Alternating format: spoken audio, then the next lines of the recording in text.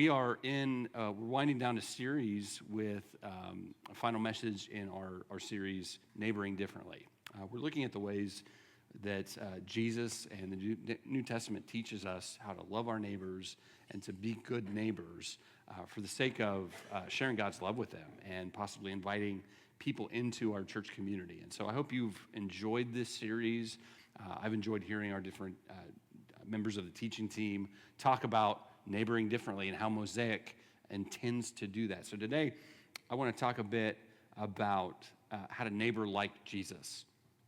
And specifically, as we talk about neighboring, as we talk about loving people outside of the four walls of church, there's a stark contrast, I think, that our culture sets us up to come in collision to. So in the New Testament, there's a word used for hospitality in the original Greek, and it's quite different from what we see happening in our country, even in churches. So the word is xenophilia, two words, love of stranger, and that's the word that the New Testament uses for the idea of hospitality, showing love towards strangers, towards others, towards foreigners specifically. And that's quite different than xenophobia, which we see so common in our world today. The fear of strangers, the fear of people unlike me, the fear of others. So I think that's a stark contrast that we have to sit in the tension of, and I do believe God has created his church to be the answer, to bring people out of xenophobia into xenophilia, right? Out of fear of others and strangers into the love of strangers. Because how are we ever going to be a people of enemy love? The kinds of people that love our enemies.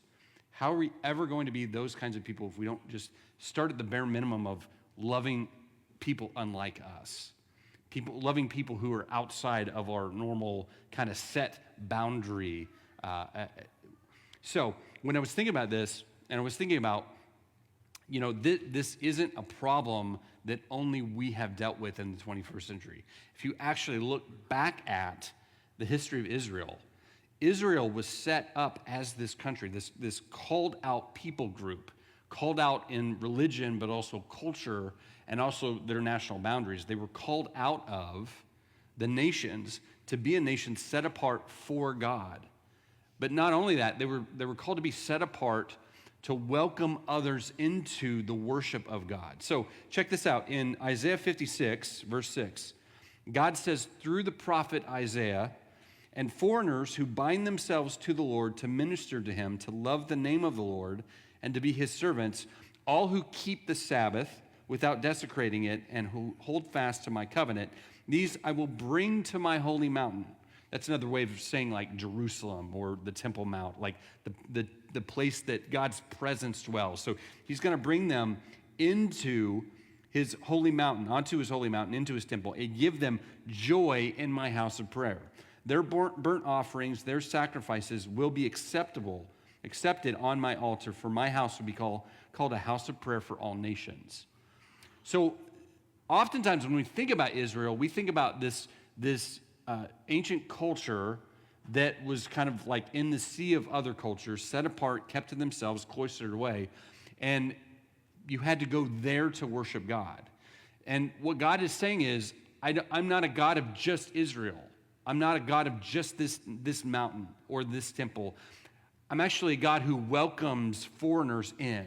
Those who want to follow me are welcome to come into my house, and I'll give them joy.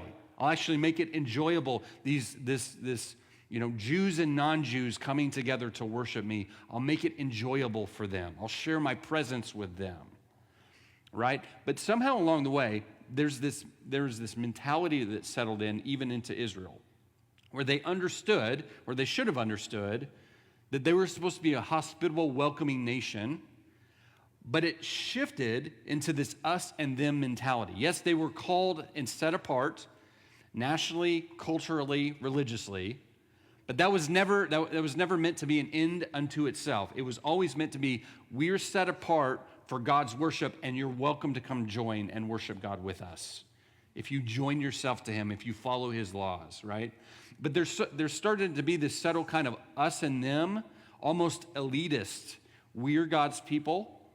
We are better for all these reasons. God has chosen us. We're special. You see how that starts to go to your head? Like, none of those things are untrue. But if you start telling yourself over hundreds, even millennia, you could start to feel like, well, we're really someone special. We're someone other than. God has called us to be us, and thank God we're not you. And in fact, there was a prayer traditionally held that Pharisees prayed every morning. About the time of Jesus, they had gotten into this spiritual elitism pattern, and they prayed three things multiple times a day. God, thank you that I am a Jew and not a Gentile. God, thank you that I am free and not a slave. And lastly, God, thank you that I am a man and not a woman.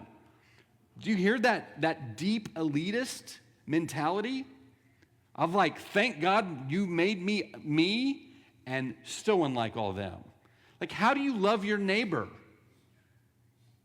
if you're thanking God that you're not like them? And yet, don't you hear the 21st century American church at least a little bit in that prayer? Don't you think the same spiritual elitism that we so readily identify with the Pharisees and other spiritual leaders of Jesus' day, don't you find that maybe a little bit in yourself? See, this is the problem that confronts us, that Jesus has created a spiritual community to bring people out of xenophobia into xenophilia, and yet this thing hangs on. Because I'm telling you, it is in the water of our world that we swim in. That it's us versus them. And who is them? Anybody I don't like. And thank God, you made us and not like them. I mean, there's a lot of denominations that start that way. All the little minutia of beliefs. Anyway, I'm going to pull it back because there's just a lot there. So how do we get out of this? I think the first thing is recognizing it, not in them, again, because that is the whole problem. When we start recognizing that those people out there have the problem, we totally miss out on the opportunity that God wants to cleanse us and free us from this own mentality that infects us so pervasively and shows up in our families and in our workplace, in our church, in our community. God wants us to be free. And then once we're free, once we're healthy, we're able to help other people make that similar journey. Okay? So Jim Wilder he calls himself a neurotheologian, which I love, and I barely understand what that means. But he co-wrote a book actually called Escaping Enemy Mode. So he coined this phrase, enemy mode. This is the switch that gets flipped when we start to see other people as the enemy. And the book's really, really great and really scientific and really well-founded theologically. But he says this, there's three kinds of enemy mode. Simple enemy mode is basic relational blindness. We do not feel like we are on the same side. From a brain perspective, simple enemy mode is a failure to connect that results in creating distance. One person signals, I want your attention, and the other doesn't respond. So that's the first one. It happens every day, happens almost intuitively or reactively. Right? Stupid enemy mode is the second one. Stupid enemy mode is a high energy moment energized by hot anger. Stupid enemy mode says and does things that we regret later. I'm sure no one has ever been in this mode this morning on the way to church. Stupid enemy mode says and does things we regret later. What makes this mode stupid is that when we calm down or sober up, we realize that the person we attacked wasn't our enemy. We destroyed things or people we valued or needed. We damaged relationships we depended on. We were not our best selves. Now, the third, intelligent enemy mode, grows out of cold anger. The anger that can fill the brain with thoughts, plans, revenge, resentments, lawyers, hired guns, deceptions, and even fake friendship. Intelligent enemy mode is not getting stupid or missing cues. Check this out. Cold anger can turn into hate, but can also last for years as a cold indifference to the pain others feel. So when we talk about neighboring differently, we talk about this like elitism or maybe enemy mode. It's easy to slide into this kind of intelligent enemy mode where we see what's going on in our world. We see what other people need around us, and yet we have this cold indifference towards them. And I see this like in Israel's story, this cold indifference to the nations of the world. I see it in the Pharisees of Jesus' day. I see it in the culture warring that happens today. You're either with us or you're against us, and everything is sorted across partisan political lines. And there's this cold anger that's like, I don't care if you live or die, I'd just rather not be around you either way. Now, we wouldn't say that because we're good Christians, but how often have we actually lived it or seen it lived in our family systems? A cold indifference would be a nice way to put the posture that many in the Church of Jesus feel towards those outside them. But it's drastically different from the way that Jesus taught us and showed us how to live. And that's the whole point, isn't it? To be apprentices of Jesus, to be with Jesus, to be like Jesus, and to do the things that Jesus does. And so we have to take our cues from him.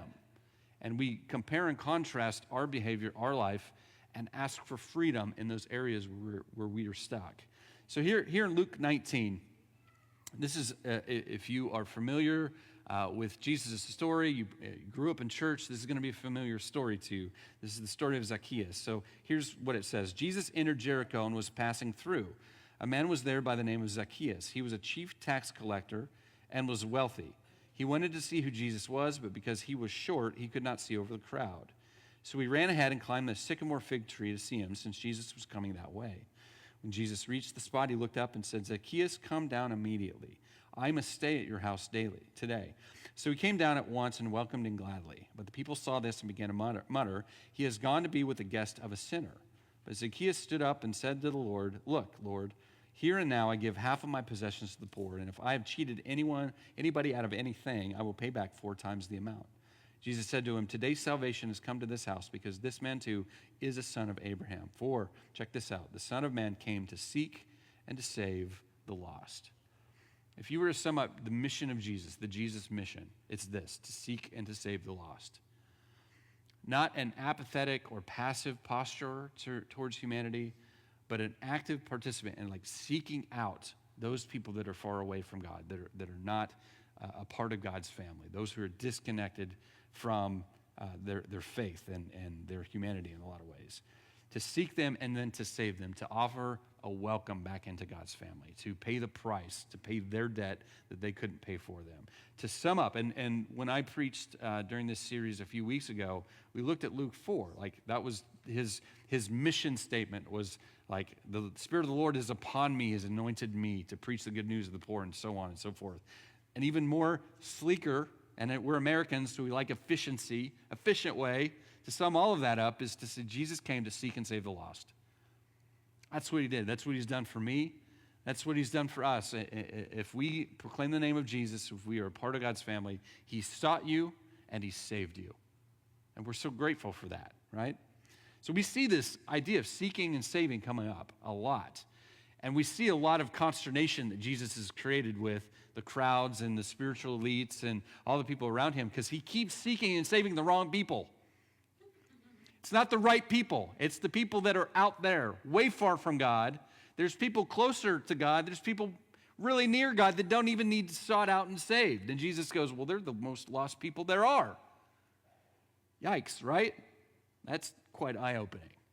So Jesus, he keeps getting labels put on him because he's seeking and saving all the wrong people. He keeps eating and drinking with sinners. So one of the things that commentators think that contributed as much as to Jesus' death as the system hitting him back is the people that he ate with weren't the right kinds of people to eat with. Because in the ancient Near East, table fellowship was something taken really seriously. You signaled who you were compadres with by who you ate with. It was a significant statement of like, we are the same kind of people. Like, I'm committed to this person. So when they walked around and saw Jesus, and Luke is basically Jesus eating and drinking his way through the Gospels. So he just invites himself, gets invited over, says, Zacchaeus, I'm coming to your house. I hope you can make it today. Table fellowship, really, really significant. And when he's eating and drinking with sinners, and he's saying that he is God in the flesh, he's basically saying God is welcoming sinners. And they're actually welcome before any of you spiritual elitist people that are standing at the door going, nope, can't come in, can't eat with you guys. So when he's saying salvation has come to this house, he's saying God drew near to this sinner. This sinner reciprocated the invitation, and salvation is now offered to everyone here. And spiritual elites are like pulling out their beard hair. They're so just insanely jealous and upset that this man would speak on behalf of God, claim he was equal to God, and welcome people that should never be anywhere near the table of a righteous, holy man. And yet we keep seeing this theme of seeking and saving the lost come up in the Gospels. A couple chapters earlier, again, if you grew up in church, you know Luke 15. You know these three parables that Jesus talks about lost things. It starts out this way. Now the tax collectors and sinners were all gathered around to hear Jesus. I mean, just think of the people that you think are the least of these in our culture. That's who Jesus went after first. The tax collectors were traitors to the Jewish cause. They were complicit in helping the Romans take money from Jews. And sinners were just this big category of like prostitutes and people who had, committed adultery, or women that had just been cast out of society. Sinners was just this catch-all. There's tax collectors and there's sinners, and they're both, you just don't want anything to do with them if you're a special, super holy person. But these were the ones that came near Jesus. These are the ones he welcomed close to him. But the Pharisees and the teachers of the law muttered. They grumbled. They spoke under their breath. Yeah, you be around people where they're talking about you. They kind of are swallowing their words to not be heard, but they're kind of like, I don't agree with this. That's what they're doing around Jesus. As if Jesus doesn't have superpower hearing or something. I don't know how all that works, but he just seems to know anyway what's going on in somebody's heart. This man welcomes This man welcomes sinners and eats with them. Then Jesus told them this parable. Suppose one of you has 100 sheep and loses one. Wouldn't you go after them? Wouldn't you rejoice when you found the lost sheep? He says. Suppose a woman has 10 silver coins, loses one. Of course, she would sweep the house. And when she finds her coin, she would celebrate that she found her lost coin.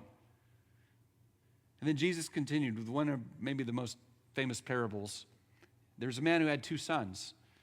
The youngest son goes, Dad, you're dead to me. Give me my half of the inheritance. And went off and spent it with wild living. And then he came back and asked his dad's permission or forgiveness. And the dad threw him a party. Of course, you would do that if that was your kid, right? So he puts them in their place because he wants to drive home this point of this is what we're here for. We're here to seek and save the lost. And I want Mosaic Church, I want us to get that drilled deep into our heart. That's what we're here to do too, to seek and save the lost, to be on the Jesus mission, because that's what it means to follow Jesus, is that you follow him where he goes. And the thing about being on mission is that he's always moving to the next person, the next lost sheep, the next lost coin, the next lost son or daughter, right? So that one of the issues we have with the way of Jesus stems from this collision of we get saved and we're really happy and enthusiastic about that. And we do our religious duty. We go to church and we give and we serve and we do the things. But there's still part that we're like, but this is mine. This is my life, right? Yeah, I'm excited to go to heaven when I die. I'm excited about the new heaven and the new earth. But I have a life to live, and I only have one of those. The thing is about the Jesus mission is that there are no other missions that can compete with it. And yet, the American dream tends to really lull us to sleep about getting, health, wealth, and all the other up and to the right sort of things. The thing that threatens the Jesus mission, really there is no threat to it, because it's part and parcel. It's the package deal of following Jesus, is that you're now recruited to the cause. We don't preach that enough, or it doesn't go deep enough into our hearts to go, when I surrender my life to Jesus, I signed up for everything. and there's no holding back. Now, this life is continued surrender as we're reminded and as we're confronted and as we're welcomed. But the thing about following Jesus is that you are now on his mission.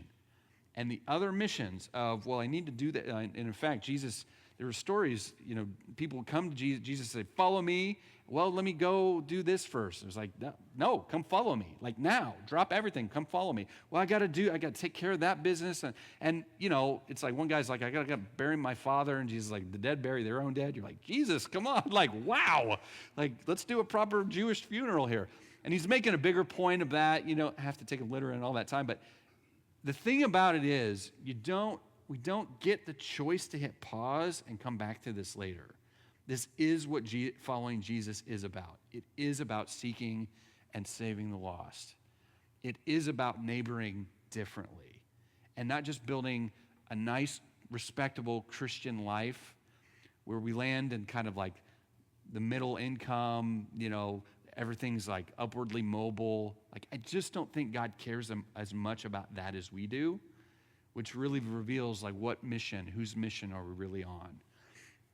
And so I'm playing with this next slide, this kind of like, here's what this means, or here are it's not really the steps, or here's kind of the dynamic that we need to really realize. Surrendering to Jesus and his mission is the same thing.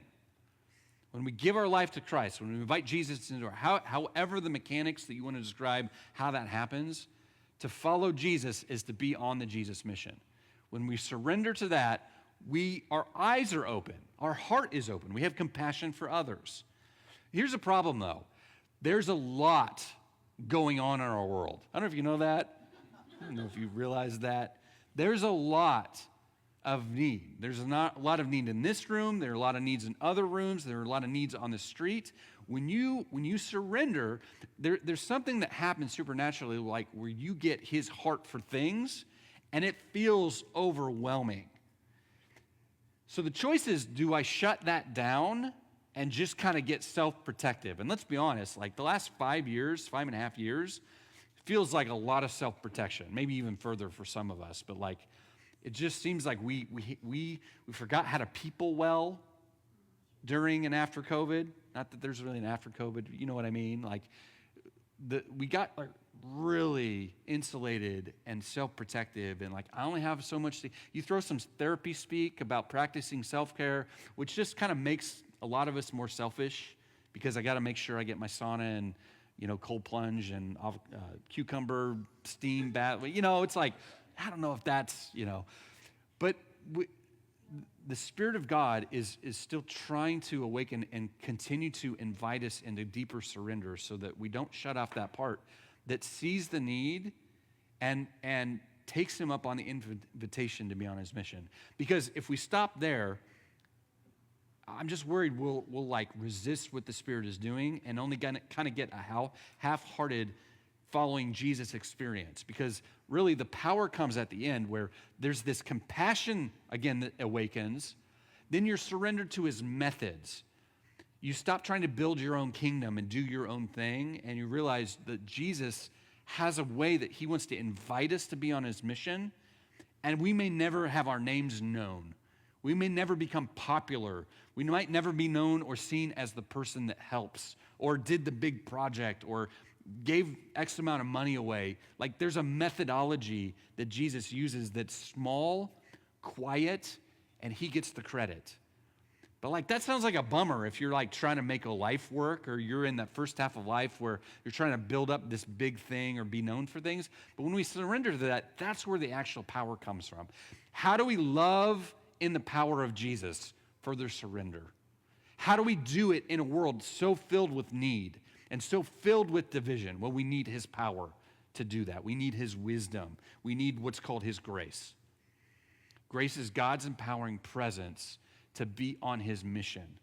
Grace isn't like pray for a parking spot and it gets open. I love when that happens. It doesn't happen all the time. Grace isn't like, well, I hope I get enough points at Arrow Coffee so I get a discount today. Like, I love when that happens. And maybe God's involved, maybe not. I don't know what my theology says about that. But really, the overarching like message is God's grace is for God's mission. If you're on his mission, you'll get his resources. But if you're doing your thing, if you have shut him out, or if you're self-insulating and just, doing your own thing, you won't get all the power that's available. Like, he's not a mean dad where he's just going to cut you off. But what I'm saying is the fruitful life that most of us, hopefully all of us, were sold, follow Jesus and he will show up, is because you're on his mission, doing his mission his way. That's where the power is, the power to love. The power that takes people afraid of strangers and foreigners and turns them into a people who love strangers and foreigners. That's God's power. You didn't come up with that on your own. There's in our culture where it's divided and people are angry and outraged at each other. And we're alienating other cultures and nations left and right. The power in loving those people and saying, it's not right to treat them that way, comes from Jesus and his Spirit, okay? So I've encountered two issues time and time again when I respond to this invitation, when I talk to other people who are on the mission of Jesus. There's two things that tend to come up. And I've mentioned the first, the overwhelming need of our world. And the second is the negative pushback when you try and help others. So I just want to mention those two things specifically. So first, again, is feeling overwhelmed. Okay, I want to serve Jesus, and I want to love people like he loves. I want to neighbor like Jesus neighbors. But how? How do I know which one? And because I tell you, if you try and respond to every need that there is, you will feel so burned out pretty quickly. So I came across this article just this week. Former pastor named Mike Glenn wrote an article called Tending My Garden. Here's what he says. I think this is so wise. Most people are shocked when they realize God didn't give Adam the whole world. He only gave Adam the garden. In fact, God never gave Adam ownership of the garden. Adam is placed in the garden to work the garden and to tend to it. Humanity is introduced into God's story as stewards. God never deeded the garden to Adam. The garden and everything in it always belonged to God. Adam was accountable to God for the health of the garden. Adam and Eve were never responsible for everything. Put your name in there, okay? Adam and Eve. Instead of Adam and Eve, put John, put Brian, whoever. Adam and Eve were never responsible for everything. They were to take care of the garden where God had placed them. Humanity was never responsible for the whole world. You just exhale, right? You can go. A lot of need, little old me, what do I do? You just go, I'm not called to solve all the world's problems. Okay, he continues, he goes, Democrats say the Republicans are killing democracy. The Republicans say Democrats are destroying the moral fiber of our nation. Then there's the debt crisis, the climate crisis, the addiction crisis, the housing crisis, the border crisis, the crime crisis. Is anybody triggered yet? On and on the list goes, and I can't do anything about any of these things. Feels like that, doesn't it? Feels like, what am I going to do to help? So, what can you do? You can tend your own garden. We've all been given a garden. We don't determine each other's sphere, like how big that is, the tools that you get, that's really up to God. But you do have a garden. You do have a responsibility somewhere. So what can you do? Love your family well, I would say, and he would say actually. Take care of your friends. Check on your people. Make sure they're doing okay. And do good where you're at and be a responsible citizen however you can. So that doesn't mean you just check out of politics or you check out of local government or you don't do anything to contribute to recycling and creation care. That's not it. But you do what you can where you are and take care of those around you that you're responsible for, okay? And then secondly, I want you to know, you see this in the life of Jesus. When you push against the system pushes back. The system likes to be at status quo, right? And so when you push into solving a need in our community, please do not be surprised when there's an equal and opposite push against you. Jesus goes to literally save the world. And the people grumble and say, he's hanging out too much with sinners. That's what I mean, right? Even Jesus had to deal with people going, well, I wouldn't do it that way. Right? Like, they're not doing anything. And Jesus is helping feed people, like thousands and thousands of people. And people are like, well, I don't approve. Yeah, so when those same voices come for you, I just want you to understand, you're not precious enough. Nobody is. You're not precious enough to be spared from people going, yeah, it was the wrong way to do it. Even if I agreed with it, I don't. I think you spent too much money, too little money. You helped the right people in the wrong way, the wrong people in the right way, the wrong people in the wrong way. The list goes on. But the thing is, the early church went through the same thing. The early church was called promiscuous in their care for other people. Like, they had tons of labels put on them. The Romans thought they were incestuous because they dropped all the titles and they referred to everyone as brother and sister. They got the label incestuous for being that loving and caring, not doctor or lawyer or senator, brother and sister. And Jews thought they were cannibalistic because they ate the body and drank the blood of Jesus, which was a type and a symbol during communion. But for that, promiscuous, incestuous, cannibalistic, but just following Jesus. So all I'm saying is, do good anyway. In fact, Mother Teresa on the children's home in Calcutta is inscribed this poem attributed to her. She said, people are often unreasonable, illogical, and self-centered. Forgive them anyway.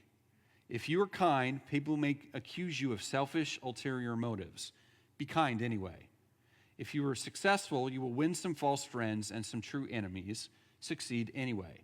If you are honest and frank, people may cheat you. Be honest and frank anyway.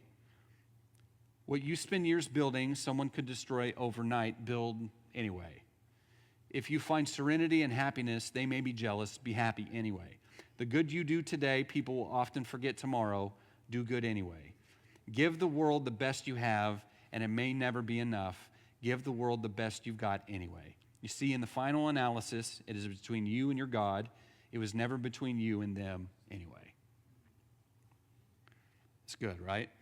She's a smart woman. You got to give it to her.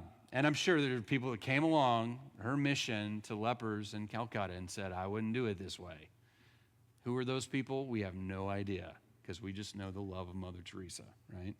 So, as I talk about this, sometimes there's two hurdles, two objections that come up. I just want to name them. The first I've heard and wrestled with for years. If we want to reach our city and we refer to people as lost, isn't that a little patronizing? I would say, yeah, like tread lightly. And it's also Jesus language. So I don't know better than Jesus. So I use language like those who are disconnected from faith or a faith community, those who are far from God, those who are lost. And if you talk to people on a spiritual journey, a lot of them don't feel lost. And so you don't want to overdo it. I think people that have a concern like this have a point. Don't overdo it. Don't talk down. Don't condescend. I know better than you. I know your spiritual state better than you do.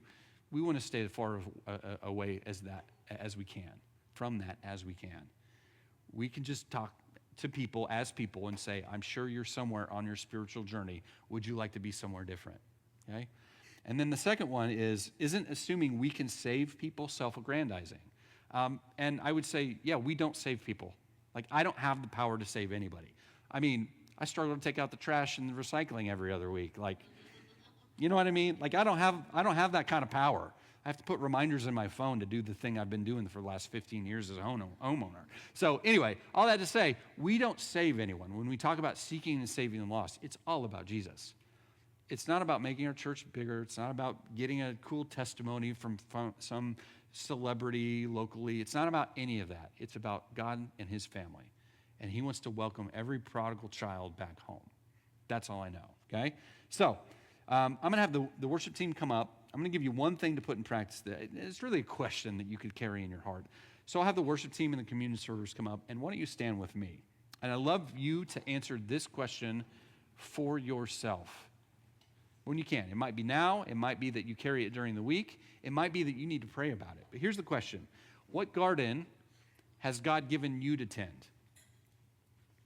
And I find trying to answer that, even if because you can write this in pencil. It doesn't have to be the end all, be all. Like I have these, stone tablets that I'm going to write my mission statement in.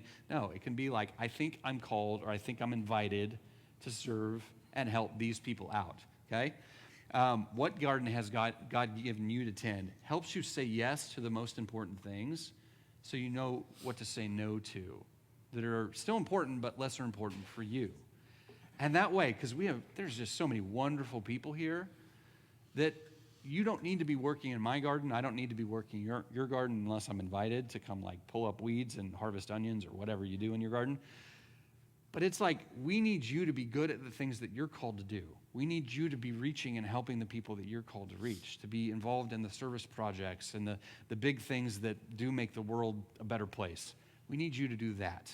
And we need you to do that to the best of your ability and your God-given grace. Okay? So with that, let's